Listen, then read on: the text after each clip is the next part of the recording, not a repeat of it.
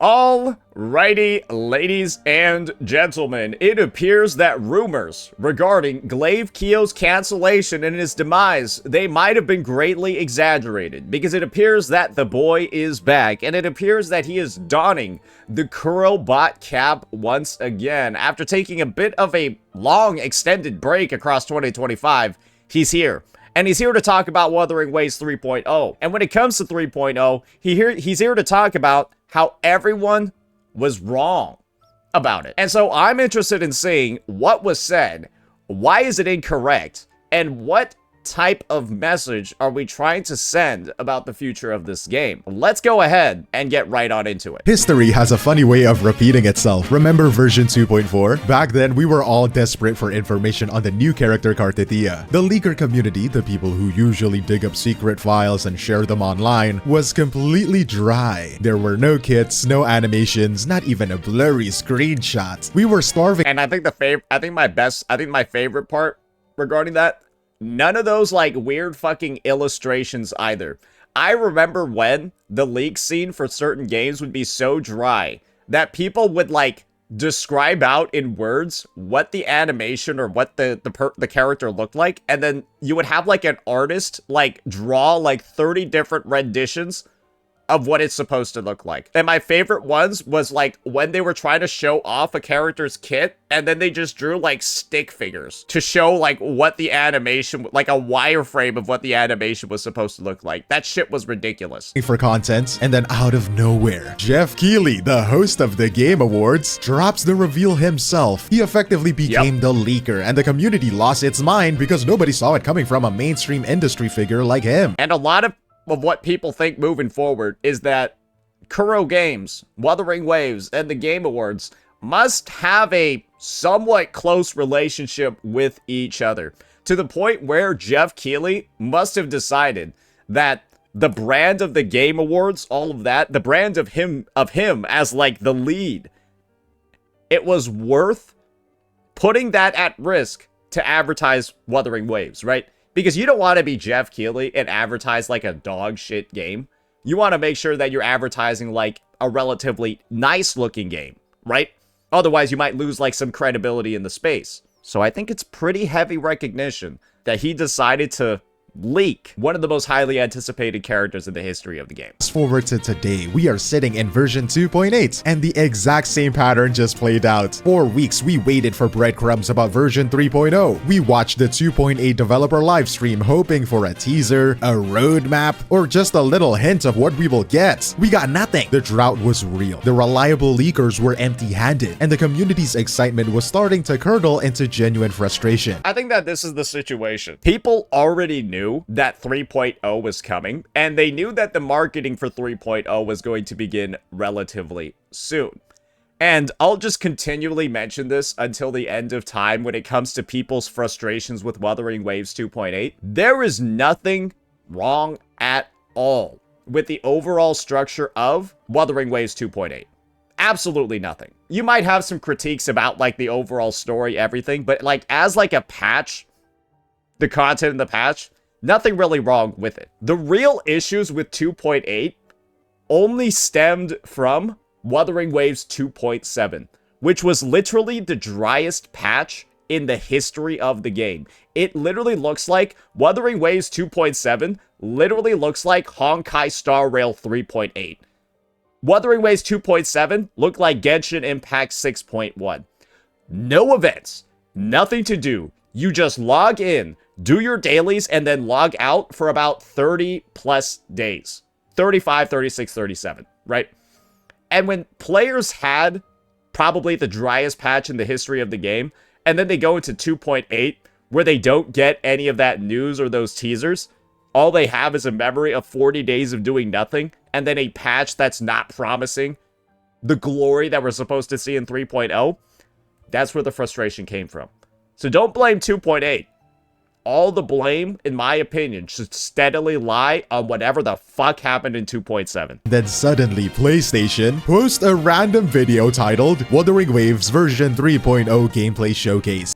And this, ladies and gentlemen, I feel like is what came out of nowhere. Kuro is literally getting passed around when it comes to these big gaming media outlets. I think before it was IGN who did, Augusta, and Now we got PlayStation over here, along with Jeff Keighley before. And I think IGN also might have done the 2.0 one. Kuro Games successfully starved the ecosystem so they could hand the exclusive leak to a massive platform. And today we're going to look at why this starvation marketing strategy is brilliant, how 3.0 is fundamentally changing the game's identity. If you enjoy analysis that connects the dots rather than just reacting to the hype, click the like button. And if you're new, subscribe to the channel. Let's be real about starvation method. We can hear a little bit more about that.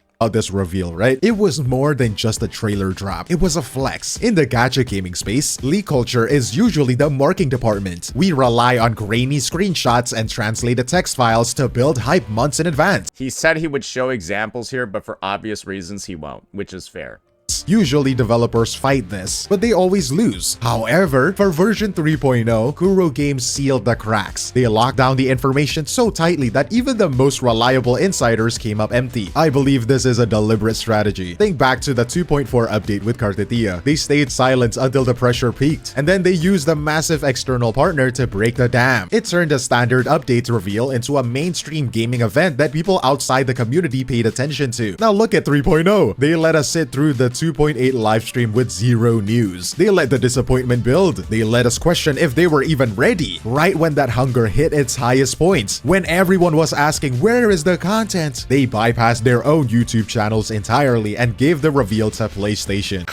I wouldn't necessarily say that the PlayStation news reveal was something that was like... You could say that that was sort of like the end goal. But I think it's also fair to say that Kuro laid down a lot of the hype themselves. And I'm pretty comfortable in saying, I feel like most players would have actually been fine with just the drip marketing that they did. And I think this is where maybe there isn't as... I do think maybe like the take that Glaive has over here, I wouldn't necessarily agree with it. I kind of viewed the PlayStation gameplay as like almost like nobody saw it coming. I think that's the main thing. I don't think a lot of people saw that coming so soon after they had just drip marketed the 5 new characters. And then after the PlayStation marketing, I don't think anybody saw the trailer reveal of the pink-haired lady coming either immediately the next day. And so we have never had this sort of like rapid fire marketing to this level of a degree in this short of a span of time that showed us so much about the version. And while I agree with like the take that, oh yeah, having no real leaks other than, like a couple of images that that managed to get out, but having not a lot of real leaks regarding the situation did, of course, make that entire experience a lot more impactful. So, but I would say overall, the whole like PlayStation thing, as well as like the trailer reveal, that stuff to me is what really stands out the most from all of this. Sends a clear message. Kuro isn't interested in playing traditional gacha games with their announcements this time. They are positioning themselves as a developer that breaks news on the biggest platforms in the world. They starve the grassroots leakers so that when the official footage finally drops, it hits with maximum impact because it is the only footage that exists. They are controlling the narrative and the supply of hype. I would say though, that's I feel like that's a reliable thing that pretty much any gacha company does. I haven't really heard of any meaningful instances where a like entire version update like trailer or something like that ends up getting leaked. That's my personal take, right? I'm thinking like, oh, has like Genshin 3.0's trailer ever been leaked? Has like Genshin 2.0's trailer ever been leaked? Honkai Star Rails 2.0, anything like that? Maybe it's been done in the past, but I feel like it's something that doesn't really happen in the space very often. And when it does happen, it's a very, very big deal because of all the reasons that we're listing out over here. So I get what Glaive's saying, but I don't really think it's anything that's exclusive to Wuthering Waves. So I'm hoping to see maybe some of the more Kuro exclusive stuff, or maybe some of the more Wuwa specific stuff a bit later on. Judging by the explosion of community reactions today, the demand has never been higher. Having the confidence to... The demand has never been higher. As somebody that's been covering Wuwa across 2.0 and 3.0 and was also, you know, covering Wuwa during the 2.4 and 2.6 stuff, I feel like I can sort of comfortably say that it's not really at the same levels. Maybe people don't agree with that, right? Maybe 3.0's hype might be actually a lot bigger than what I'm saying. But just from like an engagement perspective, it doesn't feel as high as some of the past versions that we've had. I think part of it is simply the aesthetic, right? And this might be a tough pill to swallow for those sci-fi enjoyers. Fantasy in general is a lot more popular than sci-fi because the average person is kind of dumb. And it's a lot easier to appreciate fantasy because it's so simplified, right, compared to sci-fi. And that's just kind of like how it is. That's why fantasy is always going to be a bit more popular as a genre. And when that was Renacida, that's 2.0, that's 2.4, and 2.6. It's not surprising that the hype was a little bit higher for those versions. However, I am interested in seeing maybe the hype for the lore, the overarching story, all of that is going to go ballistic, right? Either after the live stream or after people get to see more of like the actual game world. Because the problem with sci-fi is that you have to do a lot of homework as a player or as a reader to fully appreciate it. Because there's always going to be that outlying lore, the jargon. We need to know about like how space travel works. We need to know like how like the fucking microns and like tachyon particles and shit. I'm just talking out of my ass, right? You got to know at a baseline how this shit is like basically going to function for the story to make any sense at all, right? You need to know that like the mecha needs like to be hooked up to this energy source in order to fuel its gigantic laser saber to go slice shit up, right? Like you got to know like a little bit of that at a baseline. And that's a bit of a hoop to jump through, right? For the average player. Market your game like a AAA titan is one thing, but you need the gameplay to back it up. And here, Kuro decided to stop looking at what other gacha games are doing and started looking at Grand Theft Auto. Now, this is the part of the video that I'm going to be really interested in. And this is the Wuthering Waves specific stuff. Because, let's just be real here. I think there's a reason why Genshin doesn't have gameplay leaks by outlets like PlayStation, because the game just looks like shit, bro. Oh, you're gonna go up there, upload a 30-second clip because that's all the characters have in their kit? A fucking basic attack, a jumping attack, a heavy attack, a skill, and then a burst? Brother, that's gonna take like 1 minute to show on the fucking screen. Of course, like, yeah, of course nobody wants to fucking see that shit. Oh, and you're gonna go against an enemy? Okay, bro's just gonna like, This is what the enemies in Genshin do. You hit them? Like, bro, they don't do anything. Like, it's... Of course, you're not gonna upload gameplay videos of fucking Genshin. It would look like shit. I'm talking about the Expedition motorbike. Usually when an open world RPG adds a mount, it is basically just a horse or a slightly faster run animation. It feels stiff and mechanical, but Kuro went a different direction. This is a full driving simulation complete with physics, a working radio station, and an option to have a first-person dash. You can drift. And I think the fact that they actually put in real like physics-based motion into the driving is just, well, I'm just gonna be entirely honest over here. It was entirely unnecessary, but it just adds additional depths to the game for fun. And I'm going to be real over here. I expected vehicles. I don't think I expected vehicles in like this high quality. They effectively embedded a racing game inside their action RPG. The most critical win here is listed at the description of the PlayStation video. The bike is a utility. And for those who don't know, a utility in this game means a tool available for every single player. And that's the main thing.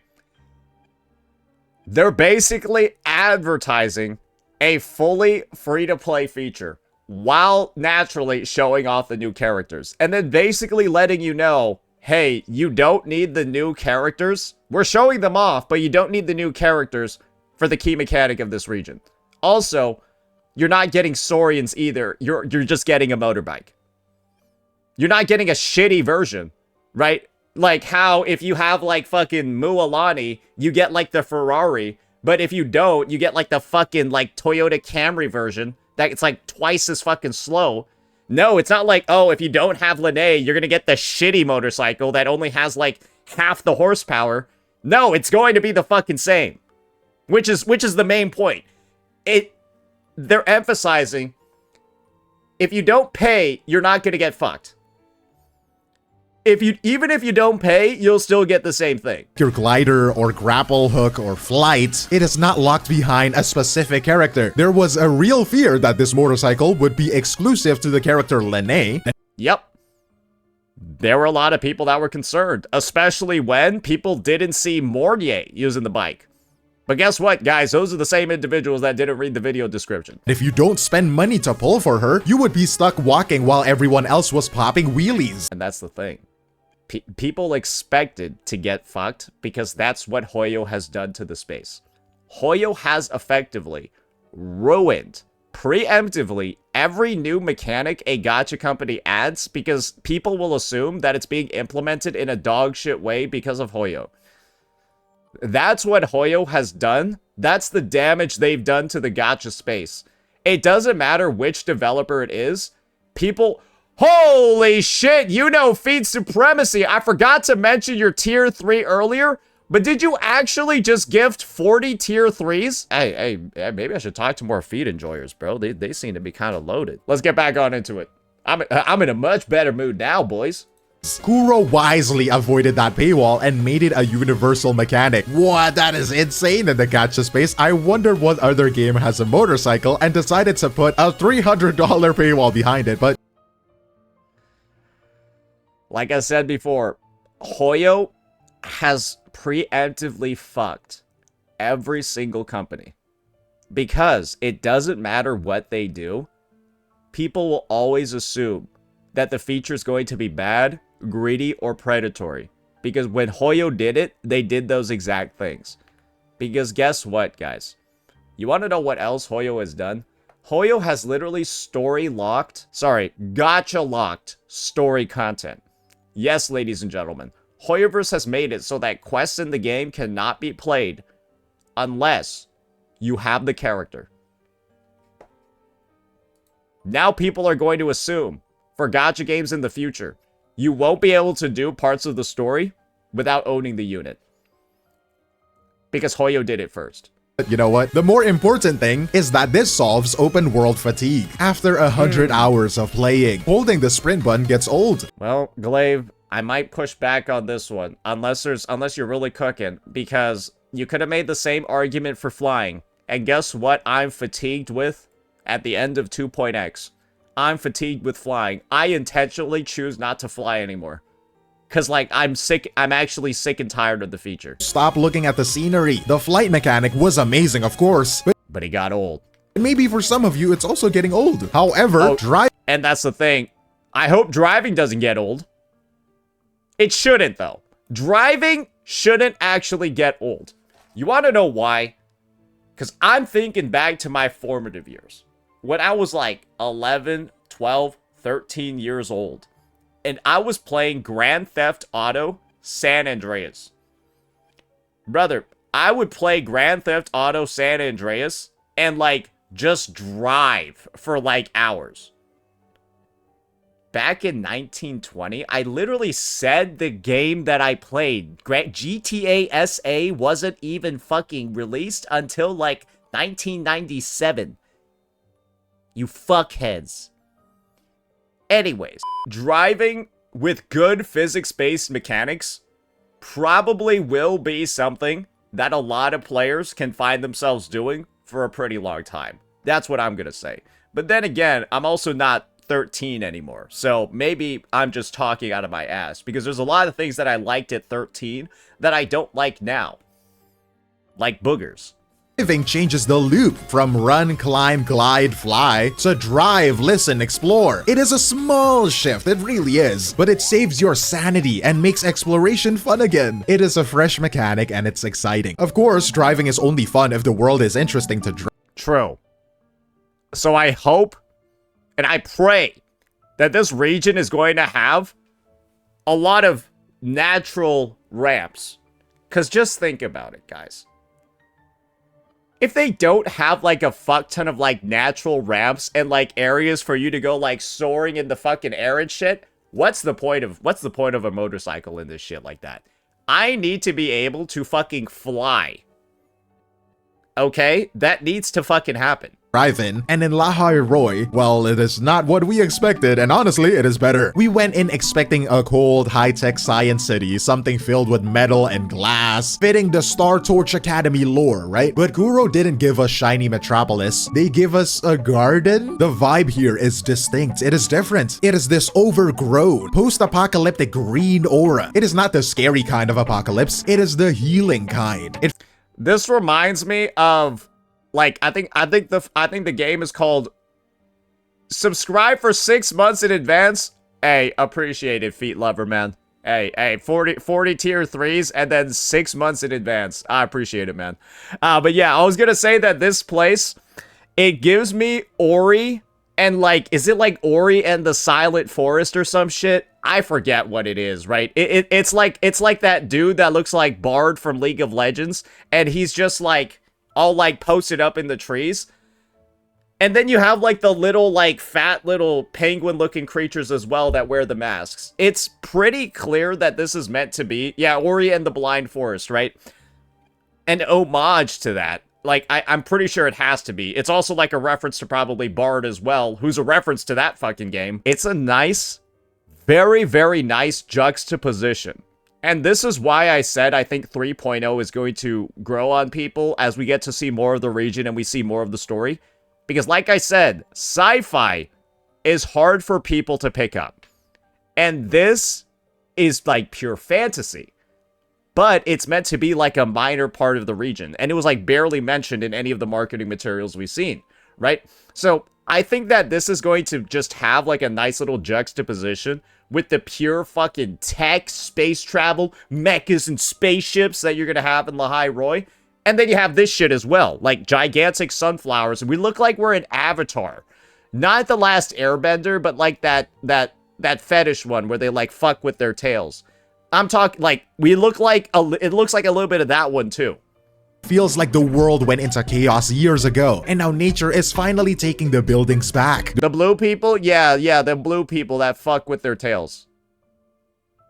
There is moss everywhere, there is leaves covering the ruins, and a sense that the environment is breathing, and it is alive in a literal sense. It reminds me of like Dr. Stone, when humanity turned into stone and then the entire world is healing from all of the modernization and technology. But other than that, we see these cabbage-looking creatures that aren't just background decoration, they are a part of an infrastructure. They are lifting elevators, interacting with the player, and filling the world with what I can only describe as soul. And they just look goofy as hell, bro. then there's the music. In a good way.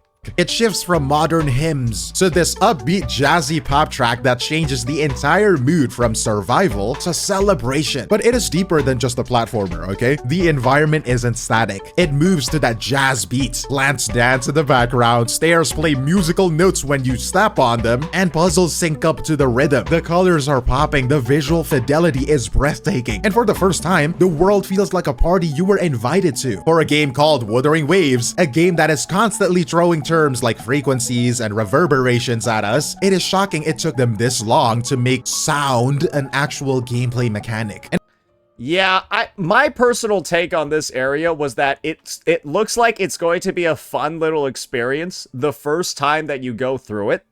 And I think it's going to be a memorable one. But I did have a piece of commentary to say regarding like the actual gameplay part. It looked like a little boring. So unless like the visual spectacle and like the audio spectacle is like enough to carry the whole experience for you, gameplay wise, this section seemed a little weak. You kind of just walked around and jumped. Yeah, that's essentially 2 buttons, right? You were WASD, walking around, and then jumping.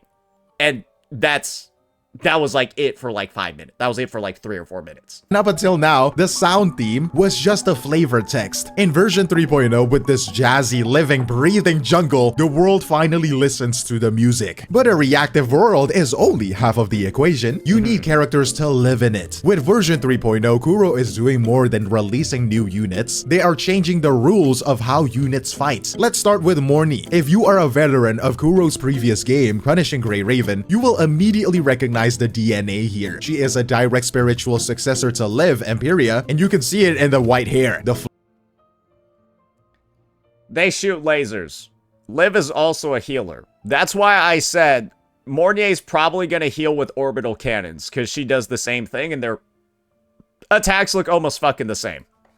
Floating mechanical rectifiers, and the massive sci-fi laser attacks. It is a clear homage. She also shares that modern robotic aesthetic, clean, precise, and high-tech. But the gameplay looks like it tells a tragic story. After she finishes a basic attack cycle, she hunches over and looks like she is about to throw up.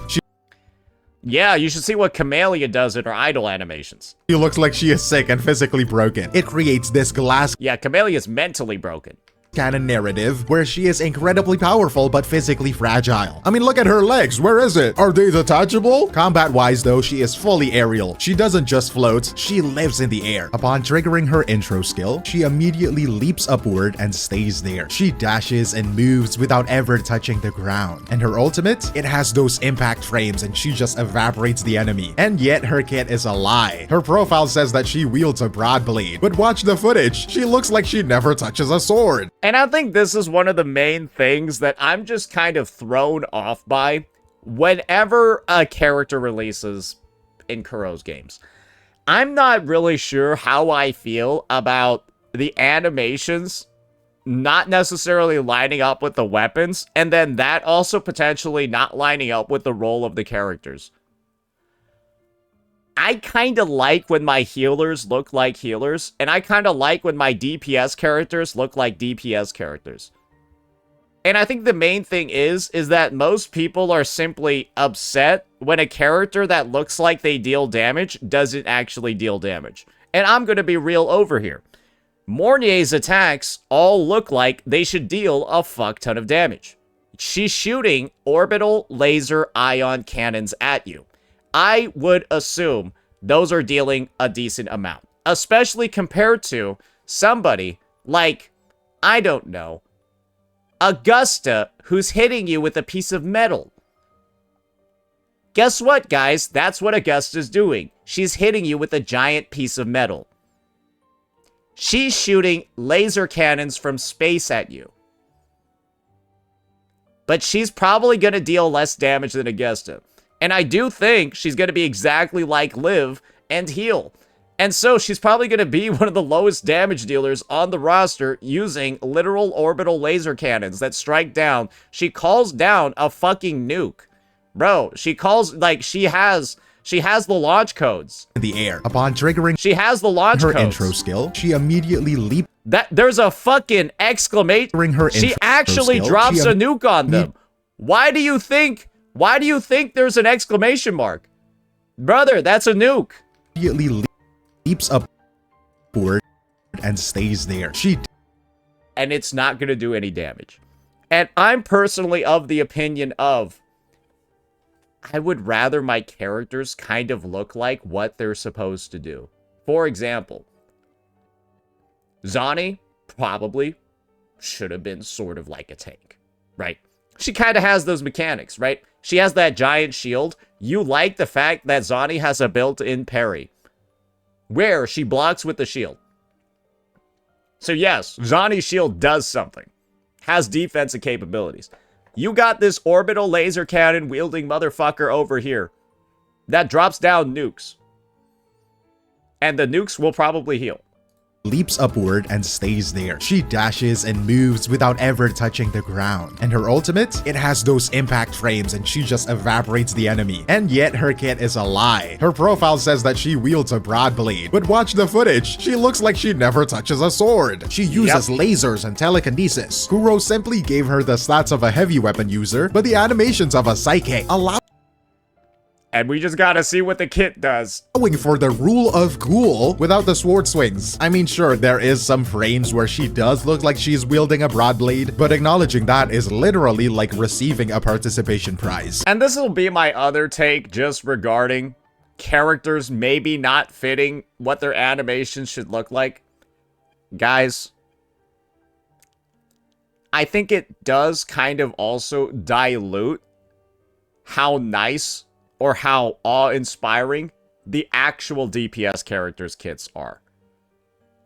And I think that's one of the other pieces too, is that when somebody with incredible on-field animations does pop up, I feel like it means a lot more when not every single character has the most flashy shit ever. Then we have Lene. She enters combat by quite literally ramming her motorcycle into the enemy. I mean, that tells you everything you need to know. Her design is the Gyaru archetype. Gyaru. Blonde hair, school uniform, headphones. She's just missing the tan. And she's clearly somebody that's also, and I think this is a bigger emphasis about her archetype, it's delinquent. Because 100%, you just see from, like, the trailer and the stuff like that, bro, she's, like, breaking shit. She's literally driving her motorcycle on school campus and then, like, running into people and, like, almost causing multiple thousands of, if not hundreds of thousands of dollars in damage. And that's just what she did in one trailer. So, I'm gonna be real over here. I already said it before, but I think she's a net detractor from Star Torch Academy.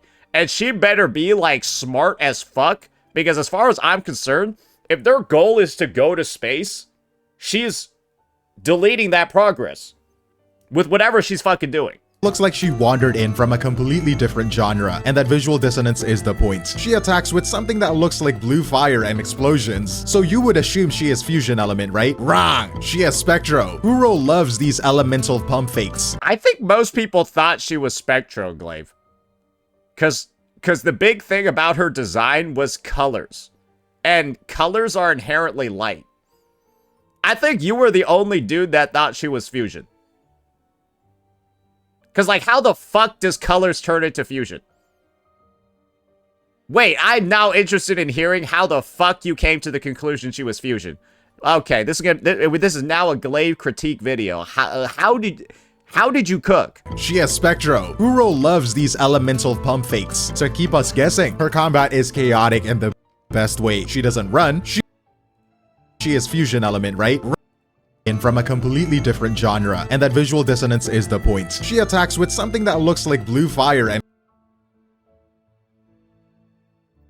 okay, she does not look like she uses blue fire. You were on crack cocaine while writing this part of the script, brother. Explosions. So you would assume she is fusion element, right? Wrong! She is Spectro. Mornier attacks with blue fire. Kuro loves these elemental pump fakes to keep us guessing. Her combat is chaotic in the best way. She doesn't run, she roller skates. She is constantly moving, circling enemies with rainbow colored trails, and throwing grenades. Where the fuck did the blue fire come from, bro? You're, like, literally describing that she what? I feel like, bro, really, this is what I think bro was doing. I think even bro knows that she wasn't fusion. I think he just really wanted to push this narrative that Kuro's always subverting expectations when it comes to attributes. And so he just made up the most bullshit. I think he knows it's bullshit. Like, I can like sort of tell he doesn't even believe what he's saying right now. Like, I feel like he just made up some bullshit about like blue fire and her being like fusion because he just really wanted to push the... Yeah, Kuro's subverting our attribute expectations all the time, ladies and gentlemen. No, brother. Everyone thought she was Spectro. Just shut the fuck up, bro. Everyone thought she was Spectro. There's not a single person out there that saw, like, neon colors and, like, she's literally listing out color palettes. Or, palettes and stuff like that, right? There's no way, man. Shooting guns. It is dynamic. And then Like, brother, who thought this was Spectro? Are you on drug? Or who thought this was Fusion? Brother, what? Nah, like, you ain't fooling nobody. Nobody looked at this and was like, is she a Fusion character? And then we have to talk about the ultimates. When she cast it, the game briefly shifts into 2D. We have to talk about the ultimates. When she cast it, the game briefly shifts into Fusion!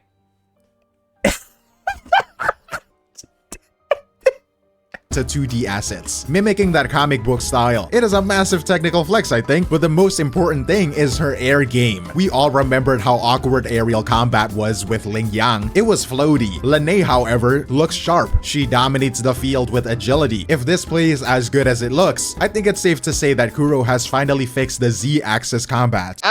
Z-axis combat has actually been, like, okay. It hasn't, I mean, Glaive, do you know who Yuno is? Do you know who Yuno or Augusta are? They both got aerial moves too.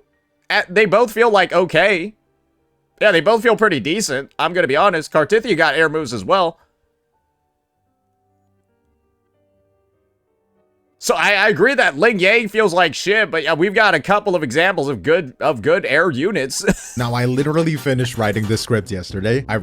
Okay, well, hey, I'm gonna be honest. The script on this video could have used a little bit of maybe could have used a little bit of additional proofreading, buddy. Recorded it and I was ready to send it to my editor, ready to move on, thinking I had the full picture. I thought Kuro Games was playing the mystery card by hiding the academy to make us focus on the jungle. I thought they were saving the school reveal on the 3.0 livestream, which is happening in like a week from now. No, they showed off the school too. Don't worry. I think the school looks like the best actual part of 3.0 though.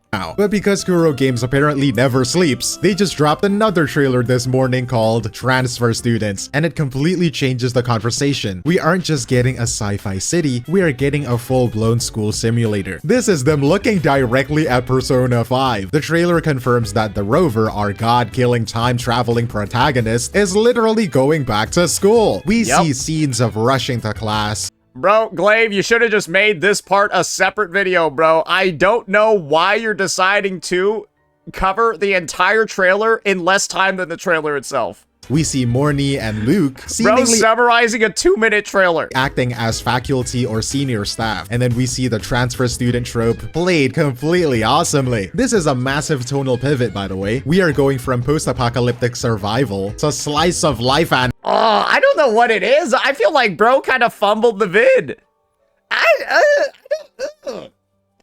Am I wrong for? I feel like he has fumbled the second half of this video, low key completely. And I want to point out the character design of the new girl in the trailer. I mean, look at her hair. It is hella pink. She seems divine. She's like a goddess. But you know, maybe it is not just a dating sim, even though the game is called Wuthering Waves. The trailer shows region-wide defense protocols and mechanisms fighting in the background. This confirms that the Star Torch Academy isn't just a quest hub. Bro, you should have just made it a separate video. No, but it is the central pillar of the bro. Like this is they just hit it rough. in the gameplay showcase yesterday. This is just rough.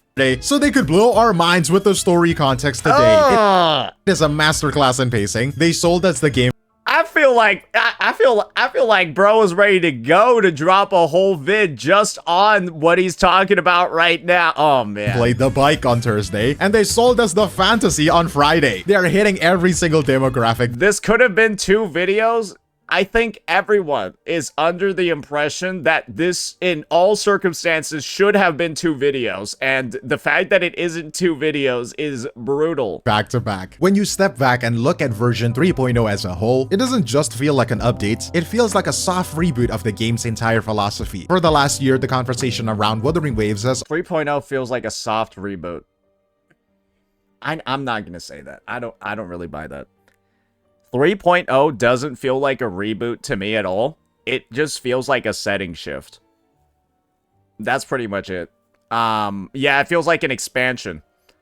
I would save language regarding soft reboots to dog shit franchises like ZZZ and HSR. That's what I would save the word soft reboot for. That's like, this would be like saying the Elden Ring expansion was a soft reboot. No, it's not. This seems just like an expansion. I'm not even going to go ahead and say that 2.0 even felt like a soft reboot either. I'm not going to go ahead and say 2.0 felt like one. It didn't. People only say it feels like a soft reboot. 2.0 felt like one because they didn't play before 2.0. Anyone saying 2.0 is a reboot, they're only saying that because they didn't play 1.4. That's the truth of the matter. They didn't play before 2.0, and so they just say it's a reboot. Because I haven't seen any argument for why 2.0 is actually a reboot, other than they changed the UI. Because, guys, the only real meaningful thing is that exploration got changed. But, like, that's it. That's the only thing that changed in 2.0. The way you did exploration, updated, but then everything else with the game systems is exactly the same. If you want to say exploration got a soft reboot, sure. Right? But to say the entire game got one, everything is literally the same except for exploration. Again, that's my take. They just changed exploration. It became like that log of activities versus just the freeform one that we had before. But other than that, no, it's the same game, bro. Been comparative. We are always asking, can this game keep up with the giants? Is it polishing the standard formula well enough? But with this showcase, it feels like Reboot is a gacha companies, please give us another chance. Absolutely. Like how ZZZ 1.4 was a reboot. Please, we're taking out TVs. I beg you. ZZZ 2.0 was a soft reboot. Please, we're adding in a whole new exploration system and an open world. Please come back. And then in ZZZ 2.4, 2.5, there's gonna be another soft reboot. Except this time it's gonna be, we're taking out a bunch of features that we added in 2.0 soft reboot that you guys fucking hated. This is our third soft reboot. Please come back. the developers stopped caring about the standard formula entirely. Instead, they asked a much more interesting question. What happens if we put a rhythm game inside a racing simulator inside a high-octane action RPG? They stopped trying to be a better version of their competitors and just decided to be the boldest, weirdest, most feature-dense game on the market. Well, I mean, they are literally implementing travel mechanics just better. So let's not go ahead and say that Kuro's not just taking what the competition does and doing it better. They're just innovating on top of doing that, which is great. The dancing plants, the 2D animations, the motorcycle physics, they forced us to talk about the creativity. The Academy is still likely there as our narrative anchor, but the world itself is now the star of the show. If the servers actually hold up, they have the team to ensure that it does. This update cements Wuthering Waves as the industry leader in pure ambition. It is no longer just a combat game, it is trying to be everything game. And I'm just hoping that when it comes to all of these different ways that they're trying to spice up the gameplay experience, that the core philosophy of players get to spend time on the things that they enjoy and actually want to do, as long as that core philosophy is there, I'm happy to see whatever the devs decide to experiment with. However, there is still always going to be that lingering thought in the back pocket of, we just want to make sure that whatever happens after version 2.4, from 2.5 to 2.7, whatever was kind of like going on internally when it comes to the activity design, I'm just hoping they have it figured out.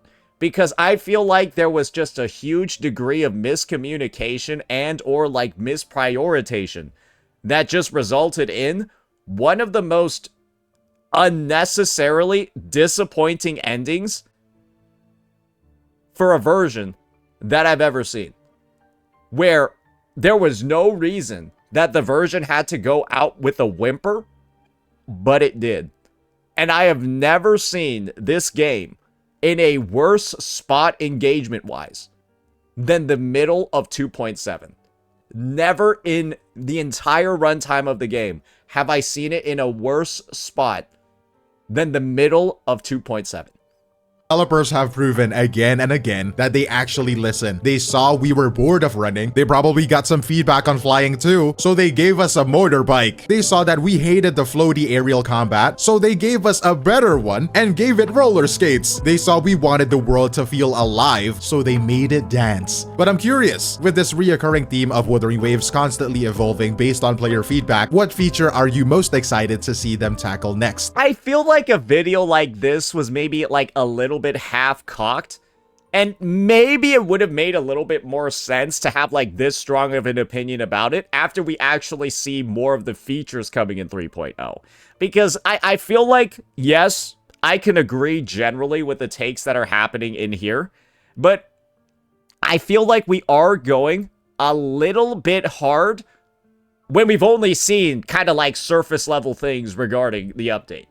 I want to kind of like hold off on the whole devs completely fully listened and everything is changed forever.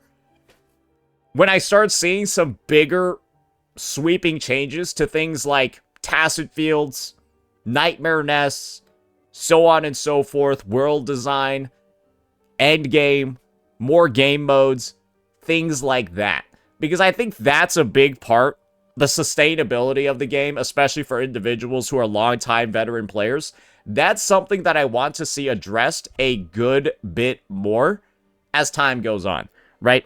And I feel like that sort of reassurance that those line items that I've mentioned that feel like they've been kind of under the radar and or potentially ignored for a pretty long time, because all you need to do is look at Gion's Sonata set versus Cartithia's. Cartithia's does the same thing as Gion's set, but just gives 10% crit rate on top of it, which is just power creep from a Sonata set Echo perspective.